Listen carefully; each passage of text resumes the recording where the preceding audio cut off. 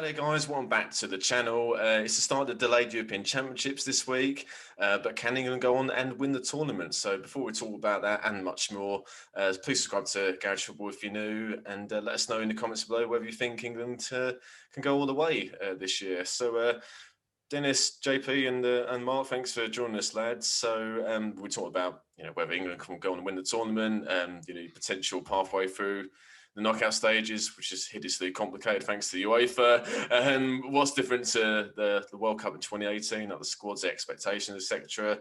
And finally, we'll go through what our 11 should be for the Croatia game on Sunday, the first group stage game. So, Mark, we'll start with you, mate. So the headline question, the headline of this video: Can England go on and win the Euros?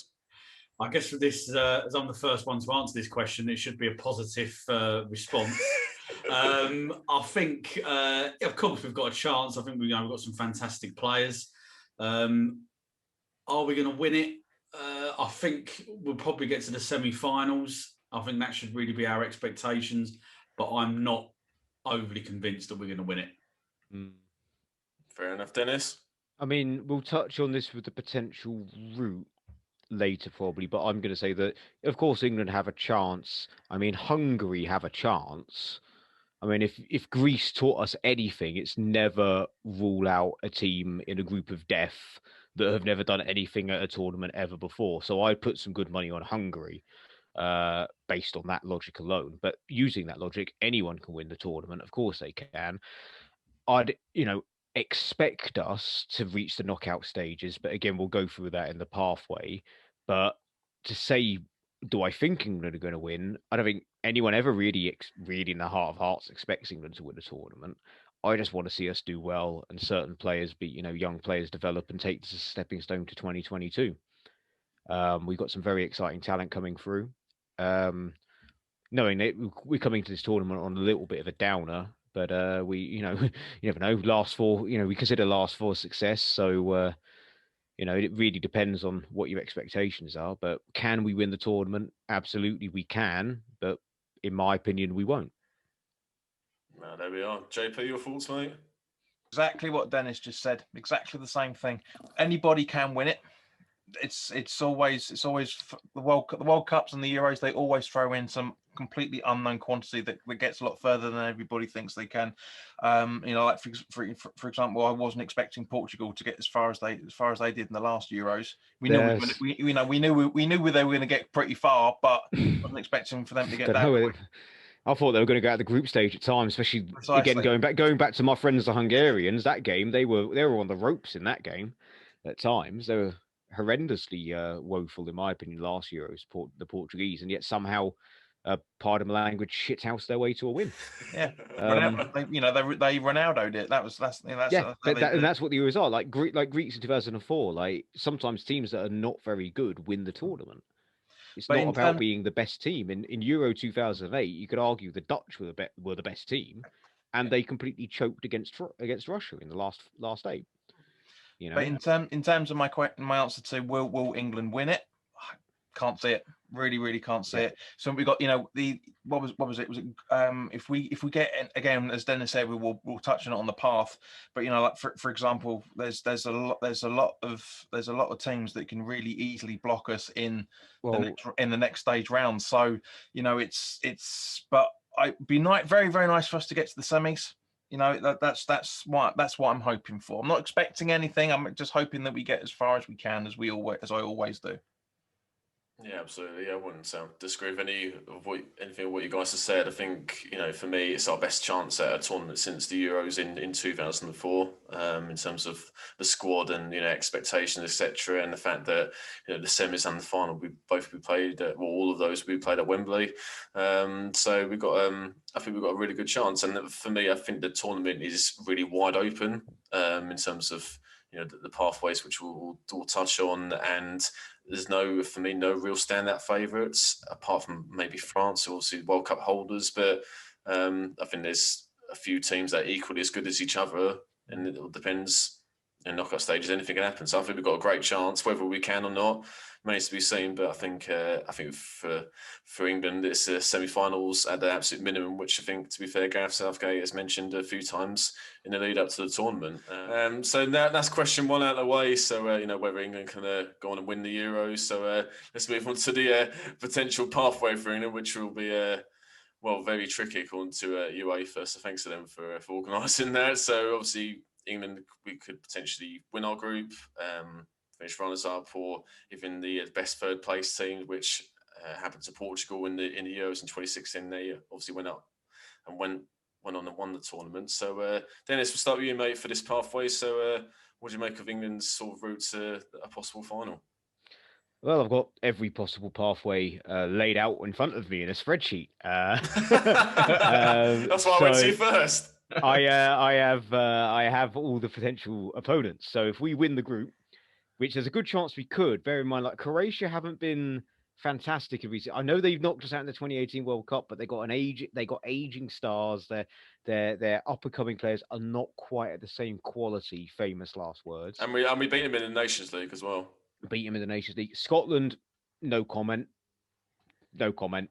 And Czechs. Well, by the time we play the Czechs, hopefully we'll already have two wins in the bag, and this will be the Souček testimonial game, whatever we want to call it, and which we have a draw where it seems both teams go through with first and second. So if we win, we get one of Portugal, France, Germany, and probably not Hungary. I mean, all of those teams are plenty capable. I mean, France are the team to beat, in my opinion. Now, there's two schools of thought. If you're going to win, you've got to beat the best teams. They shouldn't be. If you think you can win, there's no point avoiding France. But like I said, I don't think we can beat France personally. I can see us possibly beating Portugal or Germany if they have an off day. But thing is, whereas if we finish runner-up, we get one of Spain, Sweden, Poland, Slovakia. Recently, we've done very well against Spain. They're a bit of a spent force. Famously, they haven't picked a single Real Madrid player. They haven't picked, in my opinion, their best defender in Sergio Ramos for this tournament. Yeah, that was some random There's some huge omissions in that Spain squad, and their goalkeeper situation is pretty laughable, really. So I don't have any problems playing Spain in the last 16. Sweden, Poland, Slovakia, again, teams we should be beating. But if we finish third, I don't think we're going to finish third in the group for the record, but my word, we could have some tricky games if we finish third. I mean, for starters, we're going to be playing in Budapest. We're going back to my friends, the Hungarians, so it's going to be on a away trip, probably no fans because of COVID. And we're going to potentially play either Holland or Ukraine, who, Ukraine have got some very exciting young talent. And also Austria, who have got, our mate Arnie playing for them. Now, we beat them quite comfortably in that friendly, but they proved us some problems. We could also potentially then, if depending on which way we go, we could face one of Denmark, Holland, Belgium, or Russia. Again, Belgium and France for me are the two teams for this tournament. And then finally, we could play again winners of Spain, Sweden, Poland, or Slovakia in the final thing. So if you finish third, we could have a tricky or an easy tie, but ultimately, I think actually it could be in our interest to finish runners-up in the group. And from there, then we play one of the tough boys. So that's why I'm predicting like a quarter-final. I'm predicting we get the quarter-finals, but if we get to the semi-finals, I consider that a very good tournament based on that. If we finish winner of Group D, we'll play, potentially the winner of the game that plays in our group or Spain. So we could play one of our own group again. We could play the Czechs, we could play Croatia, or we could play one of Spain, Sweden, Poland, Slovakia.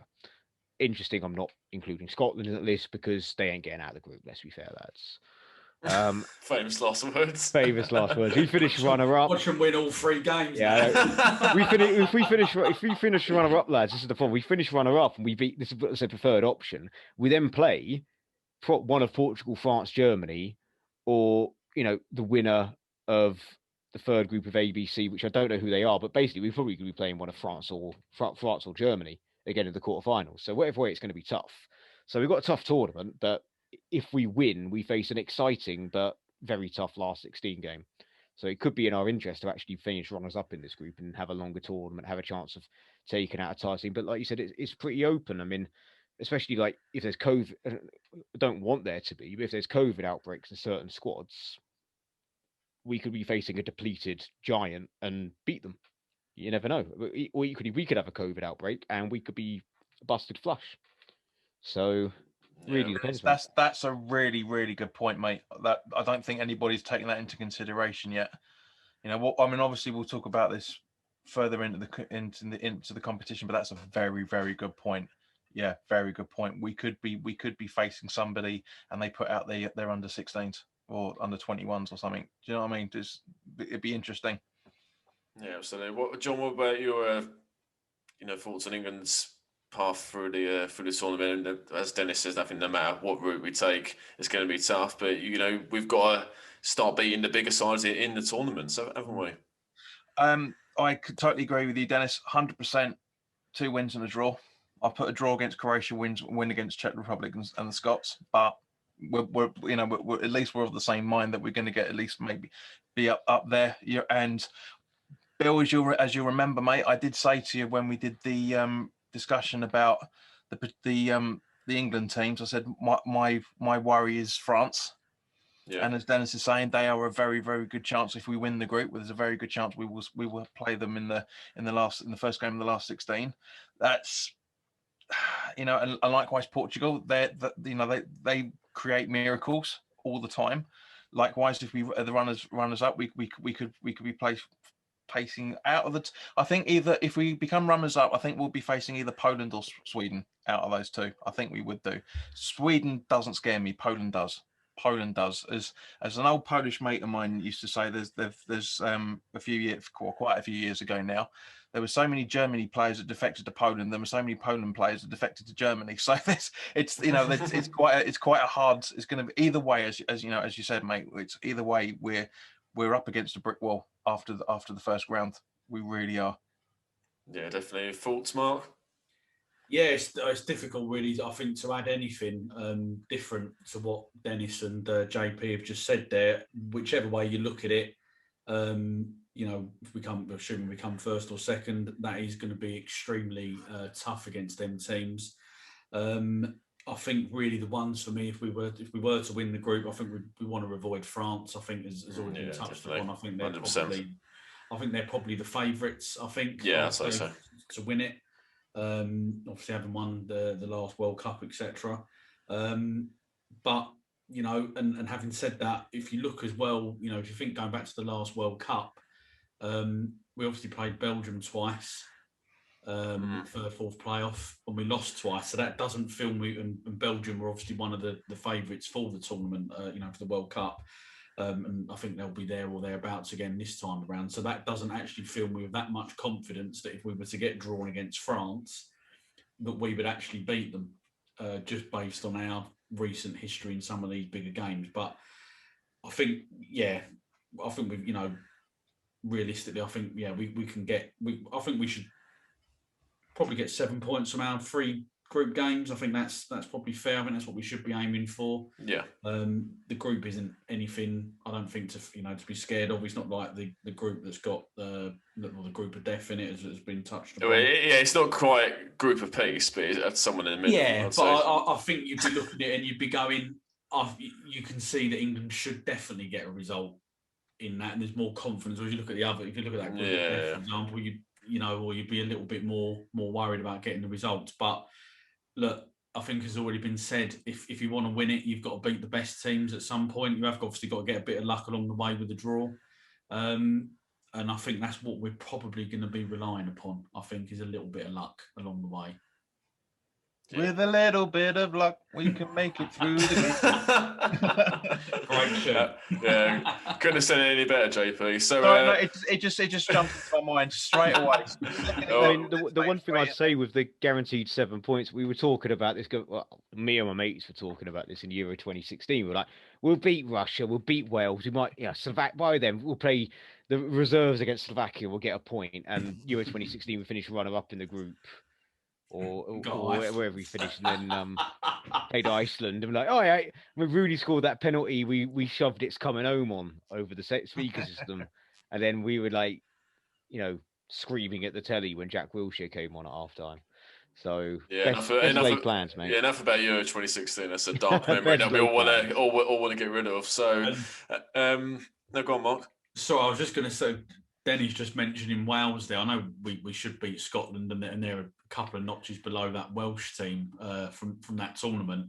But we struggled last time playing against the home nation. Whilst we should wipe the floor with Scotland quite comfortably, in my opinion, that the players have got to be well focused, because Scotland effectively will be the final effectively for them, I think. So our players have got to make sure that they're on it from the first minute, and hopefully they've learned the lessons. I know it's a different group of players and stuff, but history and all of that sort of stuff.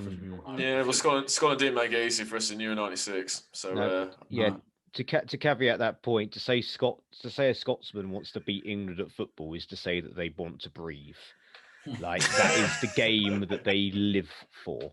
Battle of Britain. Like, going back into the I think it was the 70s or 80s where they tore down the goalposts at Wembley. It's a big thing. I've got some family up in Scotland, and even then it's a bit like, luckily the area they're in Scotland, they care more about rugby than we care about football. But yeah, it's like a really big deal to them playing England. That's all they care about.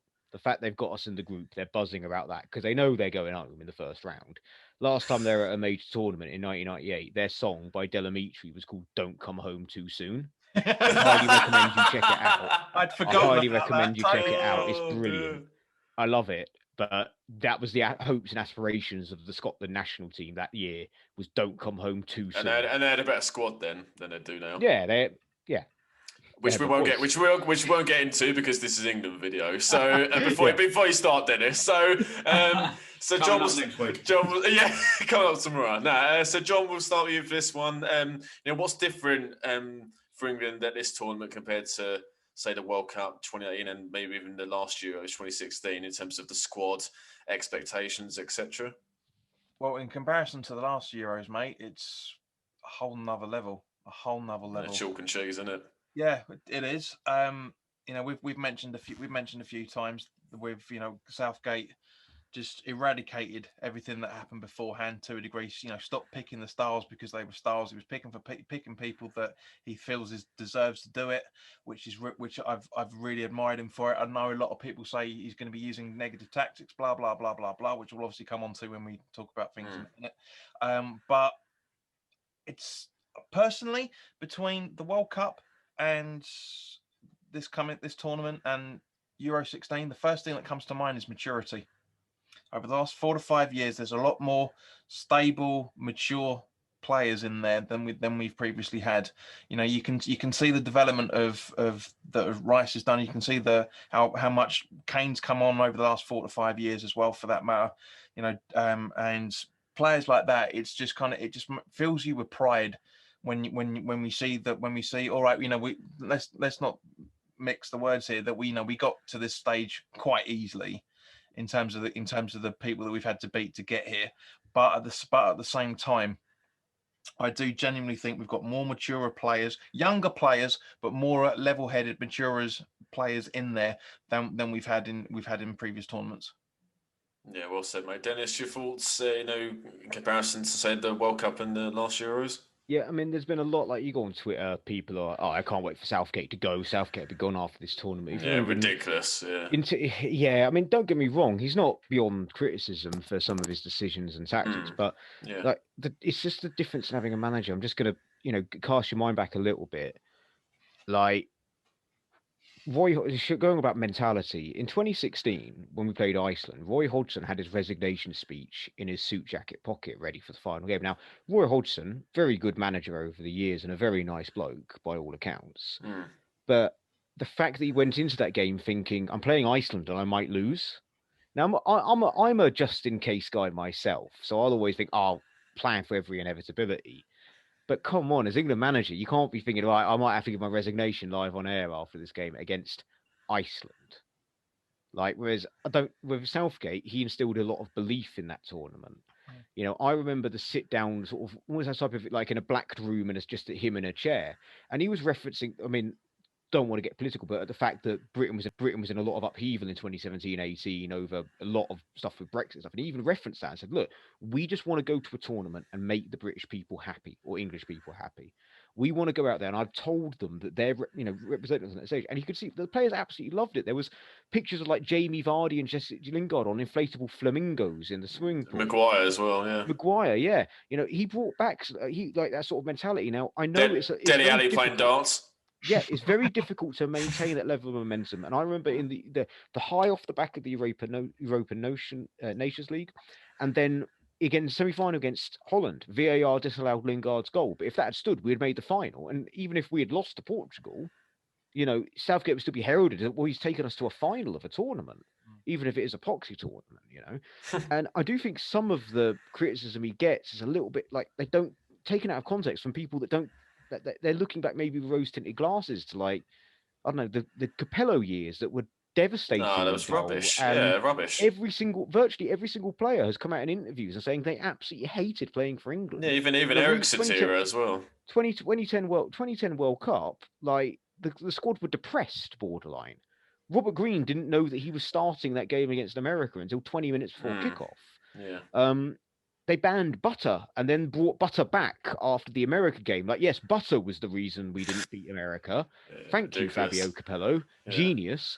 So compared to other England managers, Southgate's done a damn good job, in my opinion. He doesn't have the complete squad. He's got players that have the quality but don't necessarily play every week because they play for. Like, Foden only recently started playing consistently for Manchester City. Like Rashford's not quite in the team. He's had some injury problems. Less said about Harry Kane and where his head is right now, the better. So he's got a job on his hands to manage these players. So I think the huge difference is the mentality of the squad, the mentality of the manager. Gareth Southgate's a player who went through the ringer after Euro '96, and he's always held himself with a bit of dignity. I remember in 2002. Here's a stat nugget for you. He went the entire season without a yellow card, despite being a centre back, which shows how much he could read a game or know where the ball was going to go. So it's the type of person you want as a coach or manager. So again, I think the attitude going into this tournament, this defeatist attitude with Southgate being in charge, is a bit over the top. And I think that's what fundamentally is different. With 2018, there was no expectation because it was only Southgate. Now Southgate has some expectation, but he's being set up to fail because they're expecting semi-finals minimum, some of the things in the press are quoting. And with our run-in, like we said, we might hit a brick wall last 16, last 8, which any manager would struggle against with the teams in comparison. So yeah, that's the fundamental difference for me is we've got a manager with some expectation, but also a different mentality to that of Capello and Hodgson. So yeah. No, spot on, mate. I think for me, before I come to you, Mark, I think it's wholly different between the World Cup and the Euros. I think expectations, as you guys have touched on, I think the Euros under Roy Hodgson, I didn't expect us to get to the semis. I don't think the squad was really good enough, and that's proven in not only the results but the way we played as well. I think we were rubbish in all 4 games personally, and even the World Cup, I think at the time I said the quarters would be pretty good, and obviously we surpassed that, getting to the semis. And you look at the squad, especially in attacking, it's just the best we've had in an attacking sense probably since the 2006 World Cup or the Euros 2004, where we had Rooney and Owen up front. I think obviously formations have changed over the years, but you look at the players we've got, and even the players we've left out, like Lingard's can't even get in this 26-man squad. It's ridiculous. But Foden, Grealish, Rashford, Saka, Sancho, Sterling. That's an incredible forward line. So that's wildly different to the Euros where we had Vardy, Sturridge, and Kane, but like no wingers to speak of, despite playing a winging a formation with wingers in.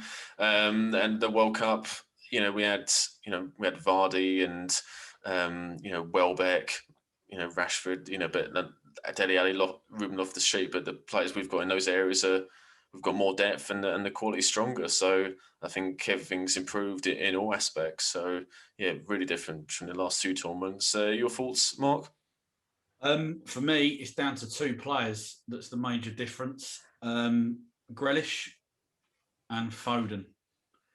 Because I think if you look in recent tournaments, we've said, and even some of the qualifying games, we have had this habit of going quite defensive with our tactics and personnel. I think there was one game I think we saw that we had worked out something, so we had about 6 or 7 defensive players on the pitch, which I know for some teams it's worked. Most famously, obviously, in more recent times, Greece winning it in 2004, but that for me gives me a bit of hope, knowing that we've got 2 players that can unlock a defence quite easily. You know, maybe they're both being overhyped a little bit in the press, you know, with the comparisons with, oh, they're going to, you know, going to be like the next Paul Gascoigne and all of that with their performances. I think, you know, I don't think they're quite at that level necessarily yet, but that gives me hope. And I think that's the major difference between this tournament and the one a couple of years ago, or 3 years ago, whatever it was, because we're not quite, how can I put this? We're not a typical, with them in that if they both start, it means that we're then not a typical English workman-like team. Unpredictable and flair. Yeah, you know, and there's a bit more, you know, you think, you know, with all due respect to, you know, whether or not he's going to be fit or not, but I'm assuming that if he's fit, that Henderson would probably play. Well, if I was an opposition midfield player or defender or whatever, don't get me wrong, obviously he's a very, very good player, but he wouldn't strike that fear in me compared to them two. And that's why that gives me a little bit more confidence and optimism for some of the games that are coming ahead, and why I think that I've said semi-finals is what we did last time, but I just think that just maybe gives us a little bit more of a like an edge, or a bit more confidence and a bit more belief going into the games that maybe we could create something out of nothing in a tight game. Yeah, exactly. It'd be interesting to see who you picking your starting 11 after all that praise, Mark. So, well, speaking of 11, so we've all come up with our starting 11s for what we'd pick for the Croatia game on Sunday. So, Mark, we'll start with you, mate. First, what formation have you selected, and what players have you picked? I've gone with a 4-3-3. I just think that mainly because I like to see my teams attack, and I just sort of feel that is possibly the better way for us to do that. So I think no surprises here, and I'd be surprised if we haven't all got this one. Pickford, I think, is going to be the goalkeeper. Yeah. My back four going right to left: Walker, Stones. Assuming that he's fit, I think Maguire will play. And the left back, I think he's I don't think there's much in it, but I've gone for Luke Shaw. I just think he's had a slightly better season than Chilwell, but not much in it. Declan Rice will just sit in front of the back four. No surprises at this one. Foden and Grealish after the hype that I've just given. And then I've gone for pace in the two wide areas. I've gone with Sterling and Rashford. But a footnote, obviously, from the game against Romania, the two. What I know, Sterling wasn't playing, but we don't want all of our midfield, like the attacking players in particular, to come towards the ball. You two, Sterling and Rashford, you've got pace. Get on your bike, get in behind the back teams. The defenders, and let's cause some havoc that way. And then it's obviously a no-brainer. Who's going to be the central striker? It's going to be Kane. He is the best striker in the world in my view, without a shadow. So yeah, I think with that team, it would give us a good chance, and I think it just strikes a bit of fear into the opposition as well. Well, all out attack, Mark. Good to see someone's picked overload on Football Manager while creating that formation. So we'll see if Southgate goes along with that. So John, we'll come to you, mate. What players have you selected in your starting 11, and what formation have you gone for? The formation I've put is multiple with these players. And Mark, be prepared to be slightly more surprised than we would have been previously. But I'm starting Sam Johnstone in goal this time, purely on. Not only was I very, very impressed with him on when he's in goal on Sunday, very impressed with him. For me, he's completed more long balls than Pickford in the last season. He's made more saves than Pickford. He's made zero mistakes that's led to a goal as well for this one. I personally want to have the most unpredictable side you can possibly get, just to because a lot of the managers, like for example, Dalic and so Javi, I think you pronounce it, of the Croatia and the Czech Republic managers respectively, are gonna have tactics already worked out for the majority of the teams that he's probably going to be putting out. The majority of the players he's going to be putting into the team. But for me, it's Johnstone in goal, and we're having a back three of White, Cody, and Stones. I think Ben White being put in for Trent Alexander-Arnold is a shout and a half. Still not very happy that Ward-Prowse was left behind in, and he's still taking Maguire and Henderson. It's very touch and go that Maguire is going to be ready for Sunday. I'll be very surprised if he's ready for if we get through to the last. We complete the last 16. I'll be very surprised if he's ready by then. We've got full backs of James and Chilwell. Sorry, attacking wing backs, I should say, of James and Chilwell. Rice sitting between those guys and also supporting Bellingham at the same point, with a rotating attacking three of Foden, Grealish, and Kane. I think that's a very, very unpredictable. He's got a lot of pace in there. We've got John Stones, as we know, that he can score goals as well. I think it's probably the best way to start the tournament. Yeah, I think that's as we've already touched on. We've got plenty of depth in the attacking areas, and I think it's pretty flexible with formations. So, and Southgate has been since the World Cup, really. So it'll be interesting to see how it goes. Before I come to you, Dennis, I'll go with my lineup. So I've gone for sort of 4-2-3-1 or 4-3-3. So I've gone Pickford in goal. I think he's improved last 6 months. Ever since he's grown his hair. I don't know if it's anything to do with it, but I think he's started to count mistakes, and Southgate likes his distribution, so I think he'll start him, especially as he did well in the World Cup and the Nations League. So I've gone with Walker right back. Not much between him and Trippier, but yeah, Walker, Stones. I'd play Maguire if he's fit, but if he's not, I'd go with Cody or Ben White. Left back, I've gone with you, Mark. I've gone with Luke Shaw. Not much between him and Chilwell. Holding two of Declan Rice and Bellingham. I think Bellingham is the star of the future, and I think he has to start for me. And then an attacking trio of Jack Grealish, Mason Mount, and Phil Foden, and then the captain Harry Kane up front. So yeah, and but Southgate's got to have the balls to change things at half time or early the second half if things don't work out, and we've got plenty of options. I've not even got Rashford or Sterling in the starting lineup. Sancho is another, Dominic Calvert-Lewin. So yeah, there's my lineup, Dennis. All right, so Dennis, how about your team, mate? Well, a bit torn with a goalkeeper. I wasn't too sure on him, but Bill, you've convinced me with your argument over the last couple of months. So I'm going to have to go with Pickford.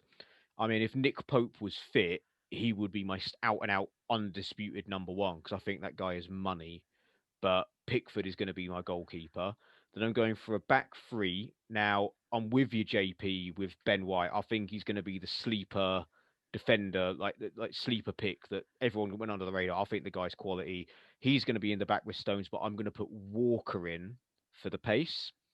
And then we're going to go with some attacking wing backs in Luke Shaw, because he had a phenomenal season, and controversial pick, but Kieran Trippier, because he's got the pedigree. Southgate trusts him. He scored that free kick that was the peak of my life in 2018. Peak of most of our lives. So he's going to go in there. Then we're going to have a trio in the middle of Rice, Mount, and Foden, with Mount maybe helping Rice out with some more of the defensive duties. And then we're going to have a top two with perfect partnership of speed and skill. Really, you can have Rashford and Kane.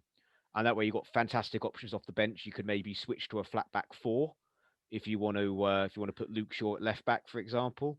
You can maybe bring, you've got options like Grealish, you've got Sancho, you've got Sterling off the bench, you've got Dominic Calvert-Lewin. I mean, we mentioned that, potential waste of a space in Henderson, but you can bring him on later on in the tournament to shore up central midfield. You've got Jude Bellingham, who's a real wild card. The only player I want to keep as far away from the starting 11 as possible is Tyrone Mings, because he was diabolical for us in that pre-season friendly. But yeah, that's a a bit more of a balanced squad, really. But you've got to factor in fitness issues. I don't think Harry Maguire is going to be fit all tournament, sadly. Otherwise, he would be in that starting 11 instead of Ben White for me. But that's my 11. No, yeah, very good, mate. Yeah, as we've said numerous times, there's plenty of players to choose from. Obviously, flexible formations. So we'll see how it goes. No, definitely. Yep. Great. Well, good stuff, lads. Thanks very much for joining. Thanks for watching, guys. Please subscribe to Garage Football if you're new. Like this video if you enjoyed it, and let us know in the comments below how far you think England will go in the tournament. So thanks for watching. Take care.